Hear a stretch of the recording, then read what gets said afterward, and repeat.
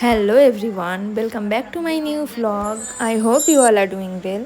So আজকে আমি বানাবো একটা ম্যাগি। আমার বোন আমার কাছে খেতে চেয়েছে, সো দেখা যাক আমি কীরকম বানাতে পারি।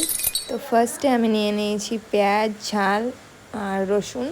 সিম্পল একটা রেসিপি বানাবো। তারপরে আমি একটা প্যান নিয়ে নিয়েছি, এখানে পানিটা গরম করতে বসিয়ে দিয়েছি। আর পানি গরম হয়ে গেলে ম্যাগিগুলো একে একে দিয়ে দিয়েছি। তো এখন ম্যাগিগুলো প্রায় হয়ে গেছে।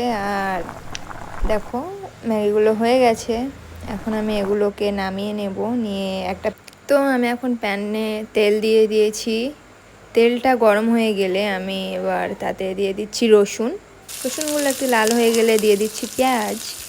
আর পেঁয়াজগুলো লাল হয়ে গেলে এবার আমি এখানে ডিম দিয়ে দিচ্ছি। প্রথমে একটা দিয়েছিলাম, তারপর ভাবলাম না আর একটা দিই।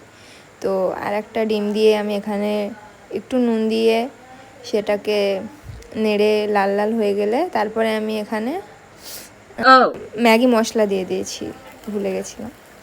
সো মশলা দেওয়ার পরে এখন আমি ম্যাগিটা দিয়ে দিয়েছি এখানে। এবার মিক্স করে নিচ্ছি ডিমগুলোর সঙ্গে। তারপরে আরেকটু মশলা দিয়ে দিয়েছিলাম, কম হয়ে গেছিলো বলে।